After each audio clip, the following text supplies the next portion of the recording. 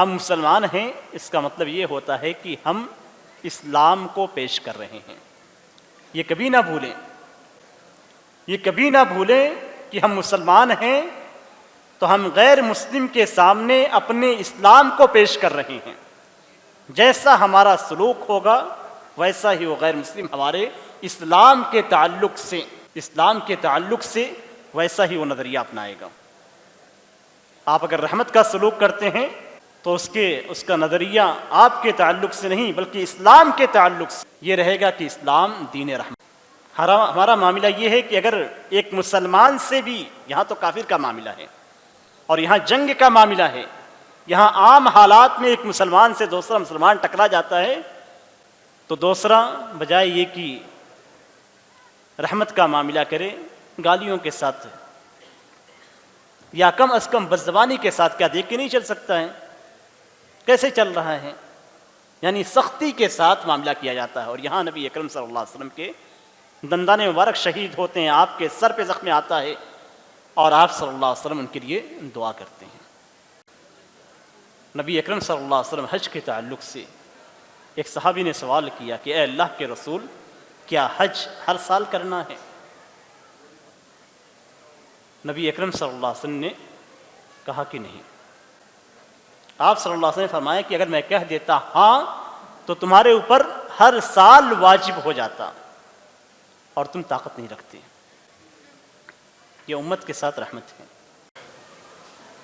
ان الحمد للہ نحمده ونستعینه ونستغفره ونعوذ بالله من شرور انفسنا ومن سيئات اعمالنا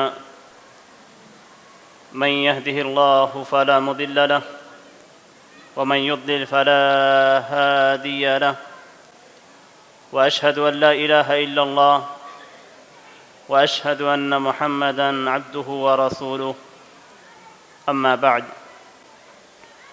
فان خير الحديث كتاب الله وخير الهدي هدي محمد صلى الله عليه وسلم وشر الامور محدثاتها وكل محدثة بدعة وكل بدعة ضلالة وكل ضلالة في النار.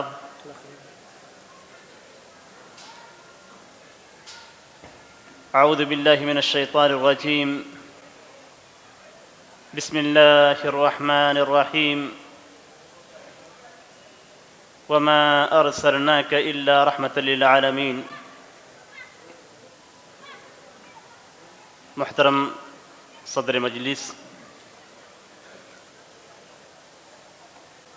قابل احترام علماء کرام، معزز سامعین و سامعات، عنوان ہے پیغمبر رحمت صلی اللہ علیہ وسلم. قرآن کریم کا مطالعہ اگر ہم کریں تو ہمیں قرآن کریم کے اندر اللہ تبارک و تعالیٰ کے کلام کے اندر ہمیں انبیاء کرام کے قصے اور تذکرے ملتے ہیں. اللہ تبارک و تعالیٰ نے قرآن مجید کے اندر فرمایا ہے وَرُسُلًا قَدْ قَصَصْنَاهُمْ عَلَيْكَ وَرُسُلًا لَمْ نَقْصُصْهُمْ عَلَيْكَ. کچھ انبیاء کرام کے قصے بڑے تفصیل کے ساتھ موجود ہیں اور کچھ انبیاء کرام کا تذکرہ بھی موجود نہیں ہے. ان قصوں کو بیان کرنے کا جو مقصد ہے، ظاہر سی بات ہے اللہ تبارک و تعالیٰ کا کلام مقصد اور مصلحت سے خالی نہیں ہے. تو ان قصوں کو بیان کرنے کا مقصد یہ ہے کہ ہم ان انبیاء کرام کے منہج پہ چلیں، ان کے اخلاق کو لیں، ان کی دعوت کو لیں اور ان کے طریقے کو اپنائیں. قرآن کریم کے اندر ہم مسلمانوں کے لیے نبی اکرم صلی اللہ علیہ وسلم کو اسوہ قرار دیا گیا ہے. لَقَدْ كَانَ لَكُمْ فِي رَسُولِ اللَّهِ أُسْوَةٌ حَسَنَةٌ، کہ تمہارے لیے اللہ کے رسول صلی اللہ علیہ وسلم میں بہترین نمونہ ہے. نبی اکرم صلی اللہ علیہ وسلم کی سیرت پہ نظر ڈالیں تو نبی اکرم صلی اللہ علیہ وسلم کے بہت سارے بہترین پہلو ملتے ہیں۔ اخلاق کے اندر بھی آپ بے مثال تھے، کردار کے اندر بھی آپ بے مثال تھے، اور لوگوں کے ساتھ معاملہ کرنے میں بھی آپ کا کوئی نظیر نہیں تھا۔ ان اخلاق میں سے صرف ایک اخلاق کو لیں جس سے نبی اکرم صلی اللہ علیہ وسلم کو متصف کیا گیا تھا، اور وہ اخلاق رحمت کا ہے۔ اگر اس سے پھیلائے جائیں اور سیرت کے صفحات کو پلٹا جائے تو ہمیں ہر قدم پہ نبی اکرم صلی اللہ علیہ وسلم کی یہ صفت ملے گی کہ آپ صلی اللہ علیہ وسلم کے اندر رحمت پائی جاتی تھی۔ یہ رحمت آپ صلی اللہ علیہ وسلم کے ہر معاملے کے اندر تھی۔ ایسا نہیں کہ نبی اکرم صلی اللہ علیہ وسلم کو جب نبی بنایا گیا تو اس کے بعد یہ صفت نبی اکرم صلی اللہ علیہ وسلم کے اندر پیدا ہوئی، بلکہ یہ صفت نبی اکرم صلی اللہ علیہ وسلم کے اندر نبی بنانے سے پہلے موجود تھی۔ اسی لیے رحمت دو طریقے کی ہوتی ہے۔ انسان کے اندر جو رحمت پائی جاتی ہے، رحمت کا جو اخلاق پایا جاتا ہے، وہ صفت دو طریقے کی ہوتی ہے۔ پہلا یہ کہ اللہ تبارک و تعالیٰ نے انسان کی فطرت میں رحمت ڈال دیا ہے، اور یہ فطرت کے اندر رحمت کی موجودگی ہر شخص کے اعتبار سے الگ ہوتی ہے۔ ہم دیکھتے ہیں کہ کوئی شخص بہت ہی نرم دل ہوتا ہے، بہت ہی رحیم ہوتا ہے، اس کے اندر رحمت زیادہ پائی جاتی ہے، شفقت اس کے اندر زیادہ پائی جاتی ہے۔ وہیں پہ ہم دوسرے کو دیکھتے ہیں کہ اس کی فطرت کے اندر وہ چیز موجود نہیں ہوتی ہے۔ تو فطری طور پہ بھی یہ رحمت پائی جاتی ہے، جس طریقے سے ماں کے اندر اپنے بیٹوں کے لیے، اپنے اولاد کے لیے رحمت پائی جاتی ہے، باپ کے اندر اپنی اولاد کے لیے رحمت پائی جاتی ہے، ایک بھائی کے اندر دوسرے بھائی کے لیے رحمت پائی جاتی ہے۔ یہ فطری چیز ہے جسے اللہ تبارک و تعالیٰ نے ہمارے اندر پیدا کیا ہے۔ اور وہیں پہ ایک دوسری قسم بھی ہے، اور وہ قسم اپنے اندر رحمت جیسا اخلاق پیدا کرنے کا ہے۔ ضروری نہیں ہے کہ فطری ہو تبھی ہم کسی پہ رحیم ہو، کسی کے ساتھ رحمت کا سلوک کریں، یہ ضروری نہیں ہے۔ اگر ہمارے اندر اللہ تبارک و تعالیٰ نے فطری طور پہ رحمت کا وہ جذبہ نہیں رکھا ہے تو ہمارے لیے ضروری ہے کہ ہم رحمت کا وہ جذبہ مختلف طریقے سے اپنے اندر پیدا کریں، اپنے اخلاق کو رحمت والا اخلاق بنائیں، اپنا معاملہ دوسرے کے ساتھ رحمت والا کریں۔ یہ دوسری قسمیں ہمیں پیدا کرنی ہیں، اور یہی قسمیں آج کے اس موضوع کا مقصد ہے۔ ہمارے اندر جو رحمت ہے، شفقت ہے، رأفت ہے، یہ فطری طور پہ ہے، لیکن ہمیں کچھ ایسے بھی کام کرنے ہیں جن کاموں کی وجہ سے ہمارے اندر رحمت پیدا ہو، ہم ایک دوسرے کے ساتھ رحمت کا معاملہ کریں، شفقت کا معاملہ کریں، رأفت کا معاملہ کریں۔ حقیقت میں اسلام اسی چیز کا حکم دیتا ہے، اور جو عنوان آپ دیکھ رہے ہیں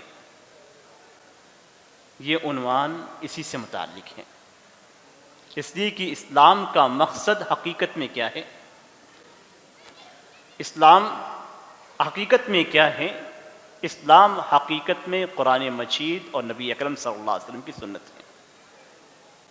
تو نبی اکرم صلی اللہ علیہ وسلم کی سیرت کا جب ہم مطالعہ کریں گے تو ہمیں معلوم ہوگا کہ نبی اکرم صلی اللہ علیہ وسلم کس طریقے سے لوگوں کے ساتھ رحمت کا معاملہ کرتے تھے۔ آپ صلی اللہ علیہ وسلم کتنے رحم دل تھے۔ فطری چیزوں کو اگر دیکھنا ہو تو بعثت سے پہلے کی چیزیں اگر ہم دیکھیں تو ہمیں معلوم ہو جائے گا کہ نبی بنانے سے پہلے آپ صلی اللہ علیہ وسلم کے اندر یہ سلوک، یہ اخلاق موجود تھا۔ نبی اکرم صلی اللہ علیہ وسلم، جیسا کہ صحیح بخاری میں حضرت عائشہ رضی اللہ تعالیٰ عنہ کی حدیث ہے،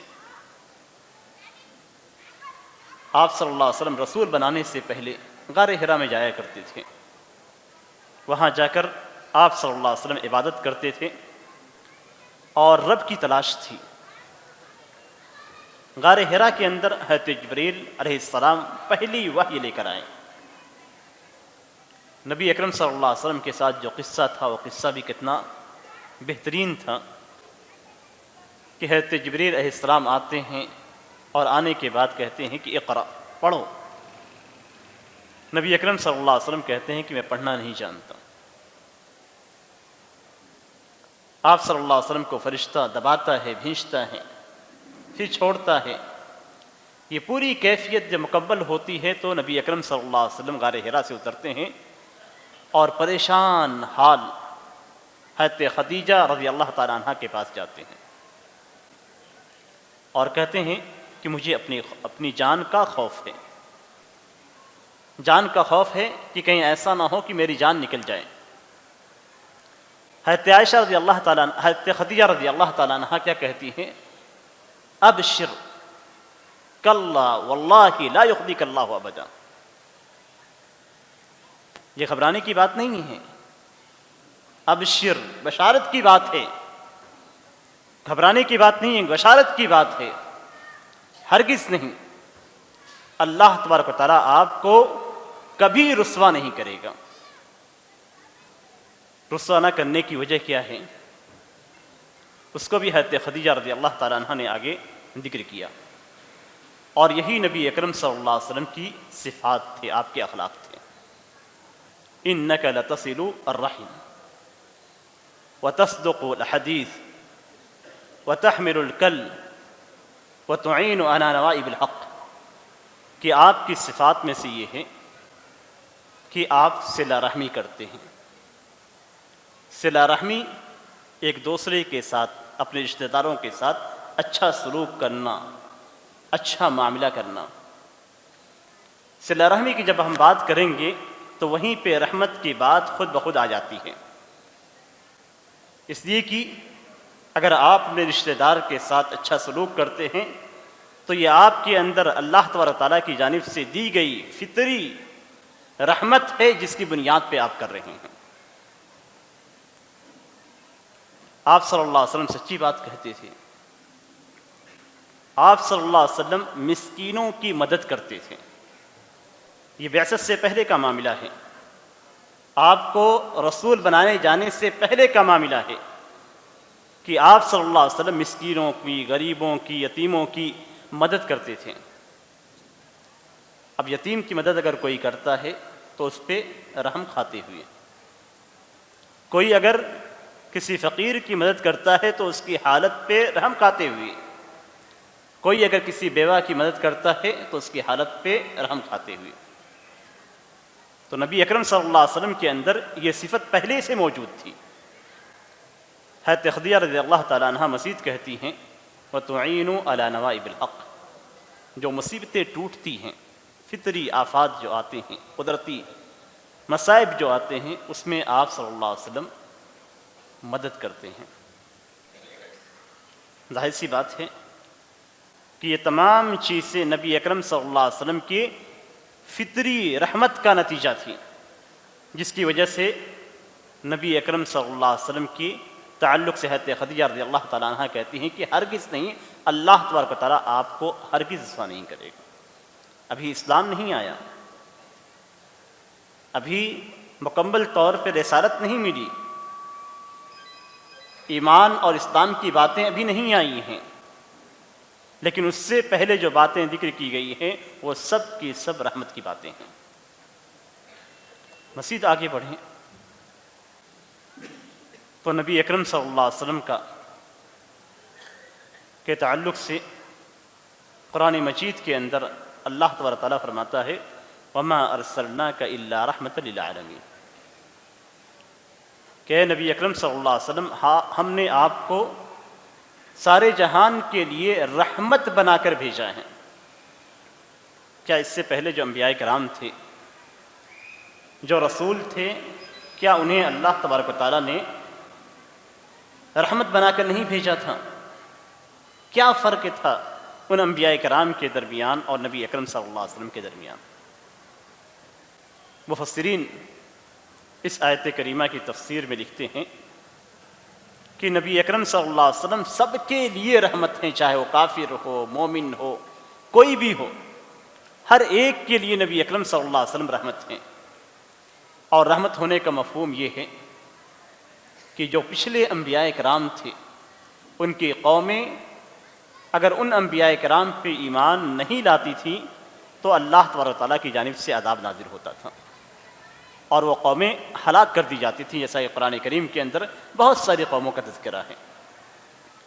لیکن نبی اکرم صلی اللہ علیہ وسلم کی خاصیت یہ ہے کہ نبی اکرم صلی اللہ علیہ وسلم بھیجے گئے تو کفار سے یہ عذاب اٹھا لیا گیا۔ اب قیامت تک اللہ تبارک و تعالیٰ کفار کو مکمل طور پہ ہلاک نہیں کرے گا، مکمل طور پہ انہیں ہلاک نہیں کیا جائے گا۔ وما كان اللہ لیعذبہم وانت فیہم، کہ اللہ تبارک و تعالیٰ آپ جب تک ان کے درمیان موجود ہیں انہیں عذاب دینے والا نہیں ہے۔ اور یہی وجہ ہے کہ جو لوگ ایمان نہیں لائے اللہ تبارک و تعالیٰ نے انہیں ہلاک نہیں کیا۔ تو یہ نبی اکرم صلی اللہ علیہ وسلم کا معاملہ تھا کہ نبی اکرم صلی اللہ علیہ وسلم کو اللہ تبارک و تعالیٰ نے پوری انسانیت کے لیے اللہ تبارک و تعالیٰ نے رحمت بنا کر بھیجا ہے۔ اور اس سے ہمیں یہ معلوم ہوتا ہے کہ انسانیت کے لیے جو اسلام کا پیغام ہے وہ رحمت ہے۔ اور اس سے ہمیں یہ بھی معلوم ہوتا ہے کہ ہمیں دوسروں کے ساتھ جو معاملہ کرنا ہے وہ رحمت کا معاملہ کرنا ہے۔ نبی اکرم صلی اللہ علیہ وسلم بھی کفار کے ساتھ ایسا ہی معاملہ کرتے تھے۔ اسلام کے تعلق سے یہ شبہ ہمیشہ اٹھایا جاتا ہے اور یہ سوچ بنائی جاتی ہے کہ اسلام تلوار کے زور سے پھیلا ہے اور اسلام قتل کرنے کا حکم دیتا ہے، ہمیشہ یہی سوچا جاتا ہے۔ نبی اکرم صلی اللہ علیہ وسلم کی مکی زندگی کو اگر دیکھا جائے تو 13 سال کی زندگی ہے، مکی زندگی رسالت کے بعد سے لے کر 13 سال تک ہے، اور کوئی ایک ثبوت بھی نہیں ملتا ہے کہ نبی اکرم صلی اللہ علیہ وسلم نے کسی بھی ایک کافر کی گردن اڑائی ہو یا کسی ایک کافر کو قتل کیا ہو۔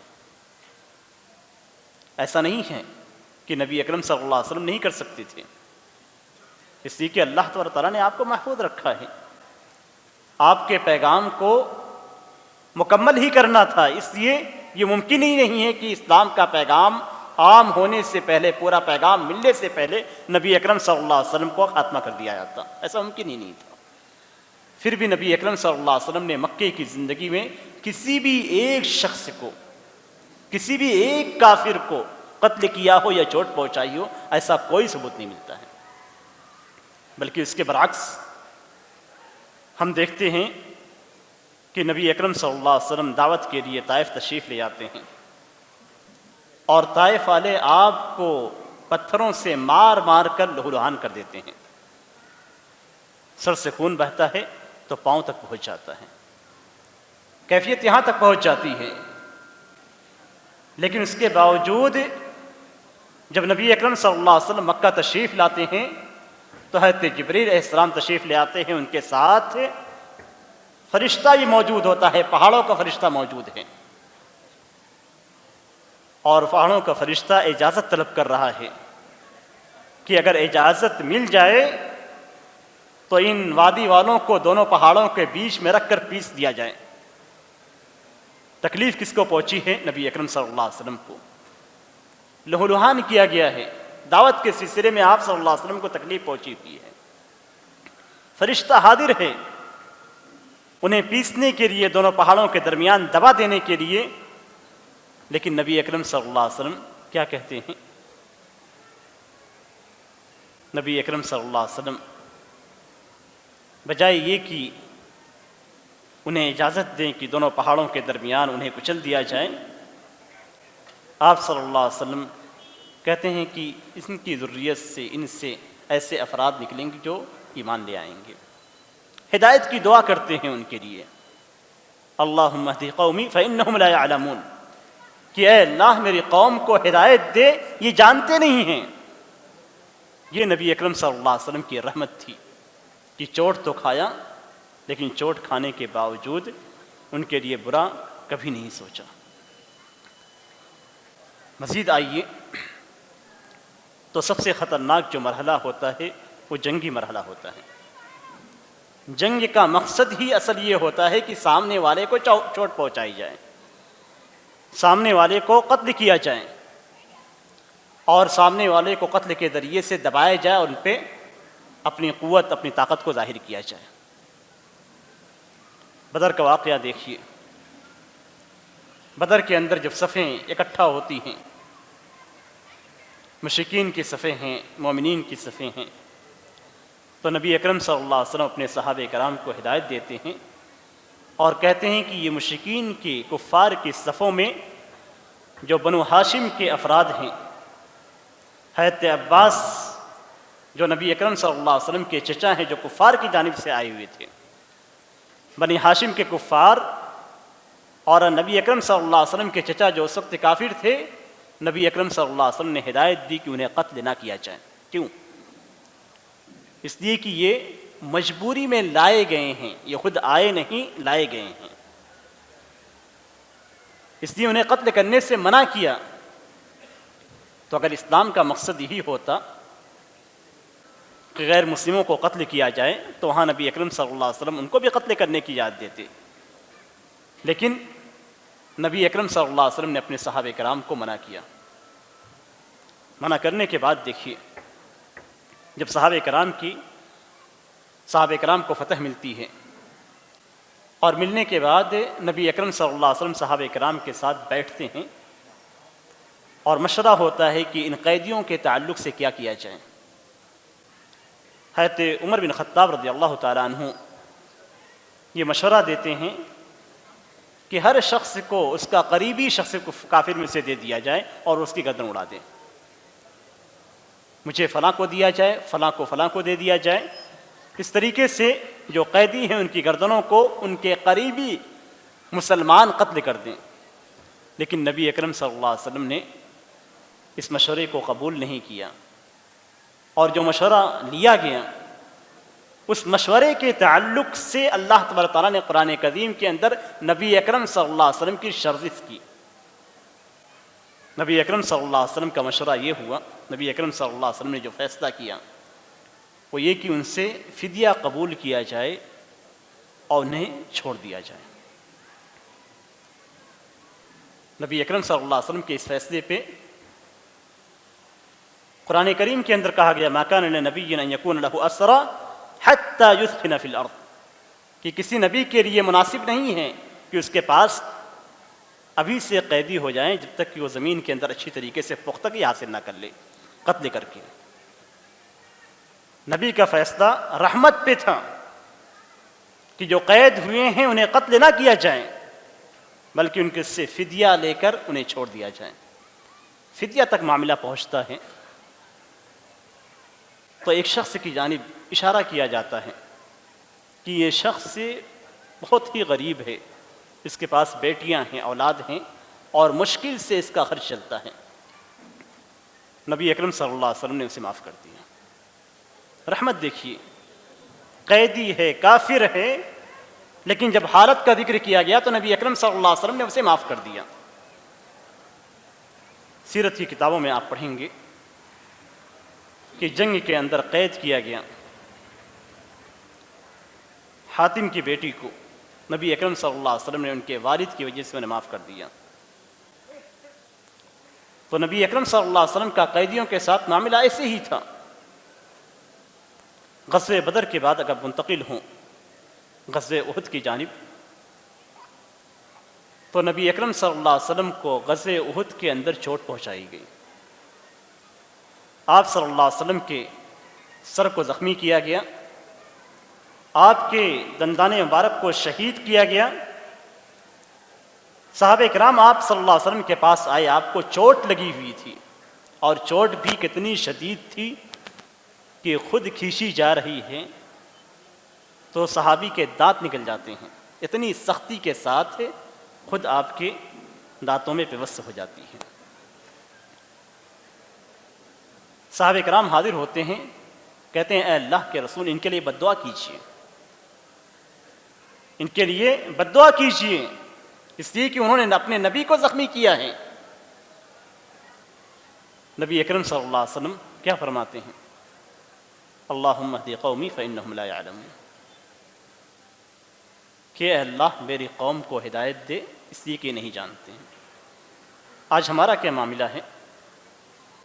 ہمارا معاملہ یہ ہے کہ اگر ایک مسلمان سے بھی، یہاں تو کافر کا معاملہ ہے اور یہاں جنگ کا معاملہ ہے، یہاں عام حالات میں ایک مسلمان سے دوسرا مسلمان ٹکرا جاتا ہے تو دوسرا بجائے یہ کہ رحمت کا معاملہ کرے، گالیوں کے ساتھ یا کم از کم بدزبانی کے ساتھ کیا دیکھ کے نہیں چل سکتا ہے؟ کیسے چل رہا ہے؟ یعنی سختی کے ساتھ معاملہ کیا جاتا ہے۔ اور یہاں نبی اکرم صلی اللہ علیہ وسلم کے دندان مبارک شہید ہوتے ہیں، آپ کے سر پہ زخم آتا ہے اور آپ صلی اللہ علیہ وسلم ان کے لیے دعا کرتے ہیں۔ مزید آگے بڑھیں تو سارے غزوات میں ایسے ہی نظر آتا ہے۔ فتح مکہ کا موقع دیکھیے، وہ افراد جنہوں نے نبی اکرم صلی اللہ علیہ وسلم کو مکے میں اذیتیں دیں، آپ صلی اللہ علیہ وسلم کو مکہ سے نکلنے پہ مجبور کر دیا۔ نبی اکرم صلی اللہ علیہ وسلم مکہ سے نکلے، جب آپ صلی اللہ علیہ وسلم نے ہجرت کی تو مکہ کی جانب پلٹ کر دیکھتے ہیں اور دل سے تکلیف دہ آواز نکلتی ہے کہ اے مکہ، تو ساری سرزمین میں سب سے زیادہ محبوب ہے میرے نزدیک، اگر میری قوم مجھے یہاں سے نہ نکالتی تو میں کبھی نہ نکلتا۔ پلٹ کے دیکھتے ہیں، ہجرت کر لیتے ہیں۔ ہجرت کے بعد جب فتح مکہ واقع ہوتا ہے، جب آپ صلی اللہ علیہ وسلم مکہ فتح کرتے ہیں تو کون سا معاملہ کرتے ہیں تصور بھی نہیں کیا سکتا ہے۔ یعنی اگر ہم اور آپ ہوتے تو چن چن کر ان افراد سے اپنی ان اذیتوں کا بدلہ لیتے جو پہنچائی تھے۔ آج ہم یہی کرتے ہیں، پڑوسی سے اگر کچھ تکلیف ہمیں پہنچ جاتی ہے تو اپنے دل کے اندر ٹھان لیتے ہیں کہ اس کا بدلہ ضرور لینا ہے۔ کسی سے کوئی معاملہ ہو جاتا ہے، مسلمان ہے، اس کے ساتھ اگر کوئی معاملہ ہو جاتا ہے تو اپنے دل کے اندر یہ ٹھان لیتے ہیں کہ اس کا بدلہ ضرور لوں گا، اور موقع کی تلاش میں رہتے ہیں، بدلہ لیتے بھی ہیں۔ بلکہ تھوڑے سے معاملات کے لیے ہم تھانے، کچہری اور کورٹ کی جانب چلے جاتے ہیں۔ یہاں سارے مجرمین بیٹھے ہوئے ہیں، سارے مجرمین ہیں جو نبی اکرم صلی اللہ علیہ وسلم کے سامنے ہیں۔ وہ کفار جنہوں نے نبی اکرم صلی اللہ علیہ وسلم کو پریشان کیا، تنگ کیا، زخمی کیا، تکلیفیں دیں، وہ سارے بیٹھے ہوئے ہیں۔ حضرت عمر رضی اللہ تعالیٰ عنہ کہتے ہیں، جیسا کہ الوداع والنہایہ کے اندر ہے، کہ میں نے سوچا کہ آج موقع ملا ہے، یہ تمام افراد جنہوں نے تکلیف پہنچائی ہے ان کی گردنوں کو آج اڑایا جائے گا۔ میں نبی اکرم صلی اللہ علیہ وسلم سے کہوں گا کہ مجھے اجازت دیجیے، میں سب کی گردن اڑا دیتا ہوں۔ وہ سارے کے سارے چن چن کے ہیں۔ ابھی میں زبان سے نہیں نکالتا ہوں کہ اے اللہ کے رسول مجھے اجازت دیجیے، میں دل میں سوچ رہا ہوں کہ نبی اکرم صلی اللہ علیہ وسلم ان سے پوچھتے ہیں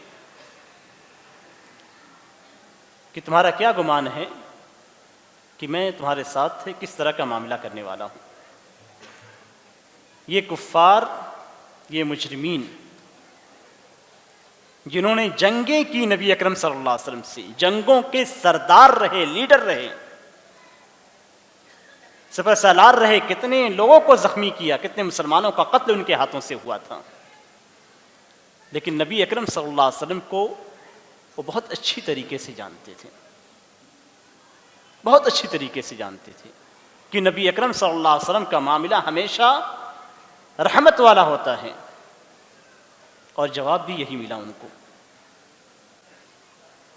نبی اکرم صلی اللہ علیہ وسلم نے کہا کہ میرا معاملہ تمہارے ساتھ ایسے ہی ہے جیسے حضرت یوسف علیہ السلام نے اپنے بھائیوں سے کہا تھا، لا تثریب علیکم اليوم، تمہارے اوپر کوئی کسی بھی قسم کا کوئی بدلہ نہیں لیا جائے گا، کچھ بھی نہیں ہے، کوئی جرم ہی تمہارا شمار نہیں کیا جائے گا، جاؤ تم سب کی سب آزاد ہو۔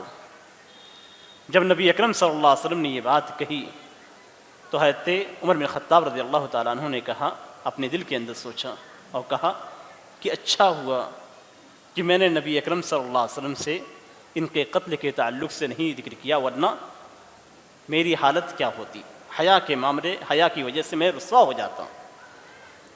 یہ وہ مجرمین تھے جنہوں نے نبی اکرم صلی اللہ علیہ وسلم کو مکہ کے اندر بھی تکلیف پہنچائی، اور مکہ سے نکلنے کے بعد جب آپ صلی اللہ علیہ وسلم نے ہجرت کر لی، اور ہجرت کرنے کے بعد بھی آپ صلی اللہ علیہ وسلم سے ان لوگوں نے جنگ کیا۔ جنگ بدر واقع ہوئی، جنگ احد واقع ہوئی، اور اسی طریقے سے غزوہ خندق واقع ہوئی۔ یہ سارے غزوات آپ صلی اللہ علیہ وسلم کے مشرکین کے ساتھ تھے، مشرکین مکہ کے ساتھ۔ یہ معاملہ آپ صلی اللہ علیہ وسلم کا غیر مسلموں کے ساتھ تھا۔ اس سے ہمیں جو نصیحت ملتی ہے، ظاہر سی بات ہے یہ قصے صرف بیان کرنے کے لیے نہیں ہیں، بلکہ یہ قصے عبرت حاصل کرنے کے لیے ہیں، تاکہ ہم نبی اکرم صلی اللہ علیہ وسلم کی سیرت کے اس پہلو سے بھی عبرت حاصل کریں، اور ہمارے لیے اس کے اندر نصیحت ہو۔ نصیحت یہی ہے کہ دین کا معاملہ اور دعوت کا معاملہ ہمیشہ سختی کے ساتھ نہیں ہوتا ہے۔ نبی اکرم صلی اللہ علیہ وسلم نے جتنی جنگیں کی، ان جنگوں کے اندر اگر آپ اس کے اسباب ڈھونڈیں گے تو آپ کو مل جائیں گے کہ جو جنگیں واقع ہوئی، غزوہ احد میں جنگ کس طریقے سے واقع ہوئی۔ خود کفار مکہ آتے ہیں اور آ کر آپ صلی اللہ علیہ وسلم سے جنگ کرتے ہیں۔ غزوہ خندق کے اندر بھی یہی معاملہ ہوتا ہے کہ آ کر گھیر لیتے ہیں، مسلمانوں کا خاتمہ چاہتے ہیں۔ ظاہر سی بات ہے، آپ کے گھر کو اگر کوئی گھیر لیتا ہے اور آپ کو مارنا چاہتا ہے تو آپ تو اپنا بچاؤ کریں گے، اور یہاں تو دین کے لیے ہے، دین کا بچاؤ کرنا ہے، دعوت کا بچاؤ کرنا ہے۔ تو ہمیشہ دعوت کے لیے سختی کامیابی کی دلیل نہیں ہے۔ ہم سوچتے ہیں اور ہم ایسا سمجھتے ہیں کہ دین کے معاملے میں سختی برتنی چاہیے، سامنے والے کے ساتھ سختی اختیار کرنی چاہیے۔ حقیقت میں یہ معاملہ نہیں ہے۔ قرآن کریم کے اندر بھی کہا گیا ہے، قرآن کریم کے اندر بھی کفار کی دو قسم بیان کی گئی ہیں، کفار کی دو قسم بیان کی گئی ہے۔ کفار کے ساتھ کس طریقے سے رہا جاتا ہے، غیر مسلموں کے ساتھ اسلامی رویہ کیا ہے۔ کفار میں وہ کفار، وہ غیر مسلم جن کا معاملہ آپ کے ساتھ بہتر ہے، جو نہ آپ کو مارتے پیٹتے ہیں، نہ ہی آپ کے ساتھ کوئی غلط رویہ اختیار کرتے ہیں، ان کے تعلق سے اللہ تعالیٰ فرماتا ہے کہ ان کے ساتھ حسن سلوک کرنے سے، اچھا سلوک کرنے سے، اچھا برتاؤ کرنے سے، انصاف کرنے سے اللہ تعالیٰ تمہیں منع نہیں کرتا ہے۔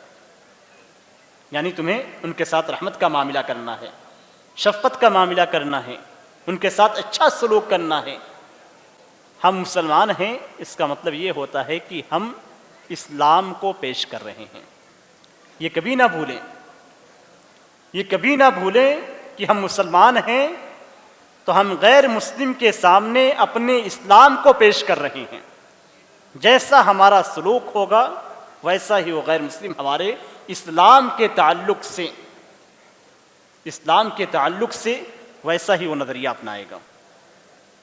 آپ اگر رحمت کا سلوک کرتے ہیں تو اس کا نظریہ آپ کے تعلق سے نہیں بلکہ اسلام کے تعلق سے یہ رہے گا کہ اسلام دین رحمت ہے۔ آپ اگر اچھے اخلاق کا مظاہرہ کرتے ہیں تو اس کا تعلق آپ کی طرف سے نہیں، آپ کے لیے نہیں، بلکہ اسلام کے لیے ہوگا کہ اسلام اچھے اخلاق کا حکم دیتا ہے۔ نبی اکرم صلی اللہ علیہ وسلم نے یہ ساری باتیں اسی لیے پیش کی تھیں،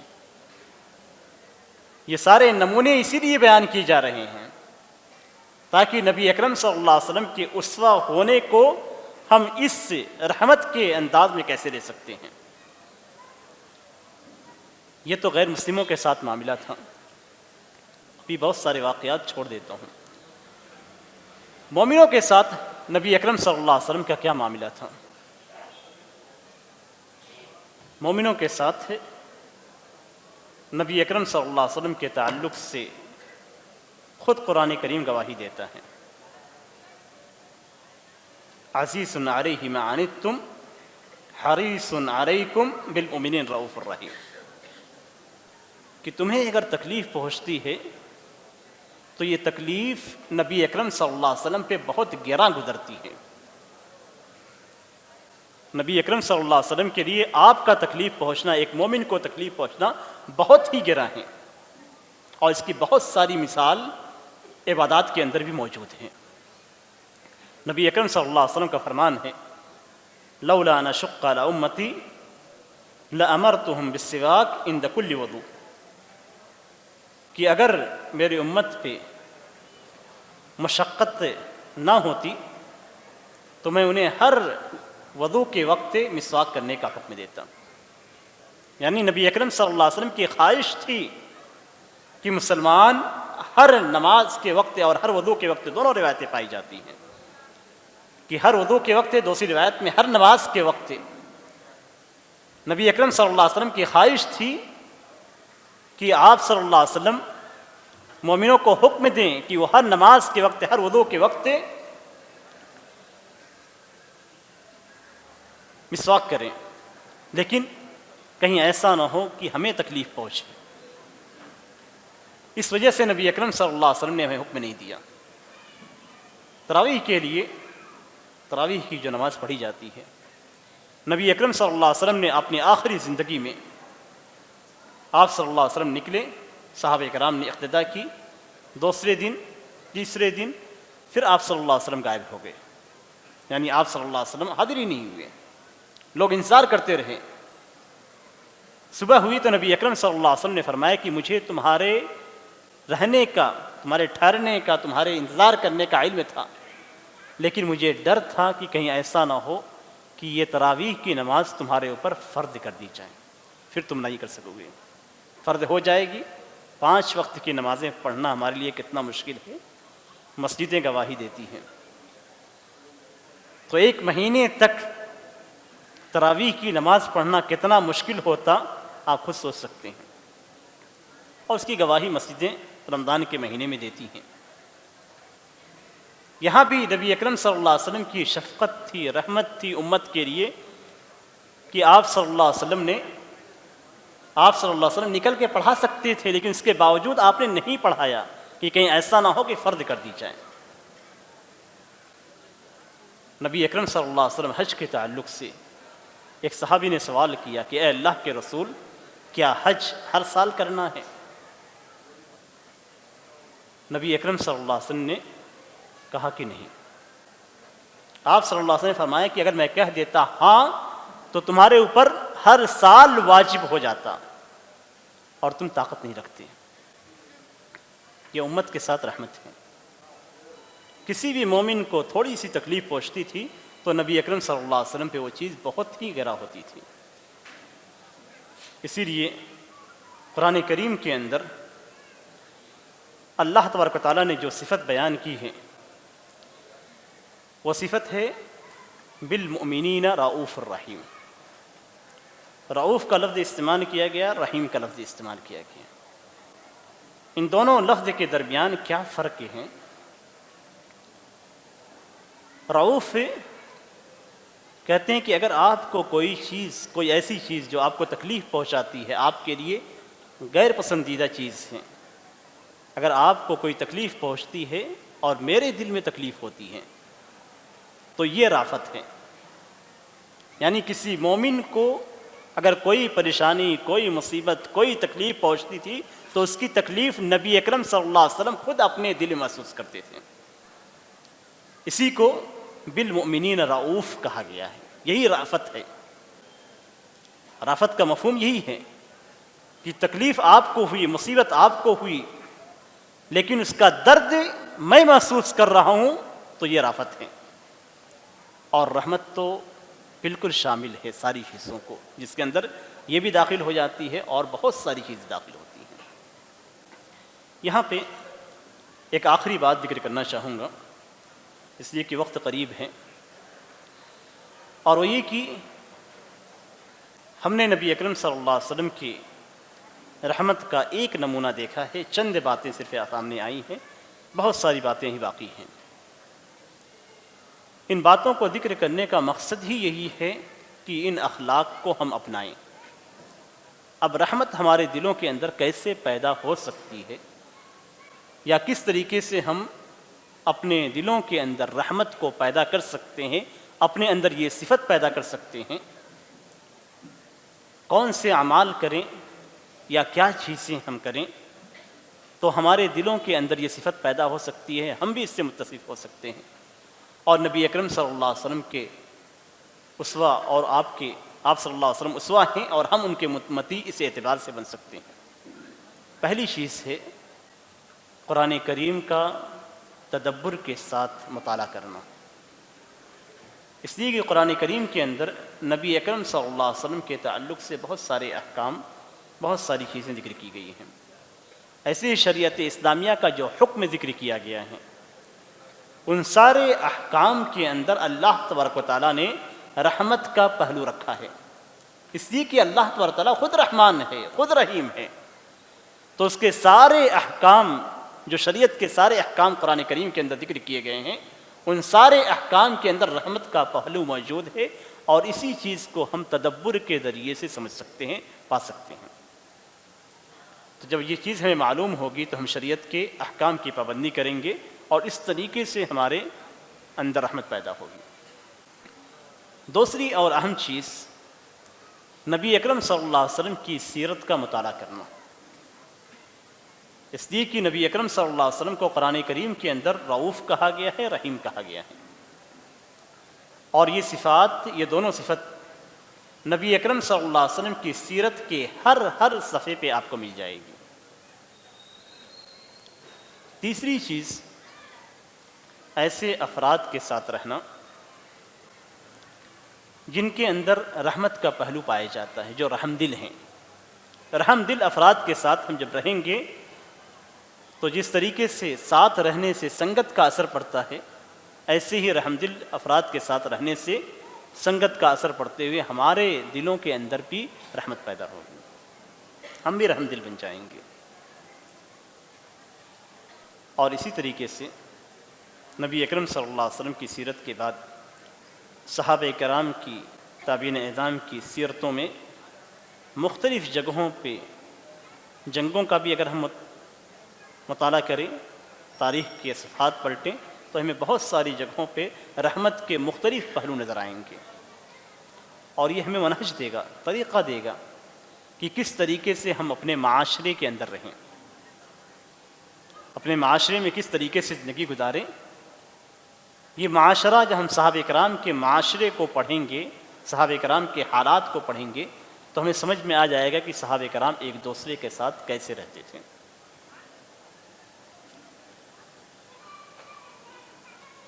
ان چیزوں کو اگر ہم اپنائیں گے تو ہمارے اندر رحمت کا وصف پیدا ہوگا، اور ہم بھی نبی اکرم صلی اللہ علیہ وسلم کے اس وصف کے اندر آپ صلی اللہ علیہ وسلم کے امتی بن سکیں گے۔ اللہ تبارک تعالیٰ سے دعا ہے کہ اللہ تبارک تعالیٰ ہمیں نبی اکرم صلی اللہ علیہ وسلم کی سیرت کا مطالعہ کرنے کی توفیق عطا فرمائے، اور اس کے اندر جو رحمت کے پہلو ہیں اور دیگر اوصاف حسنہ اور اخلاق فاضلہ موجود ہیں، ان اخلاق کو اپنے اندر اپنانے کی توفیق عطا فرمائے۔ آمین۔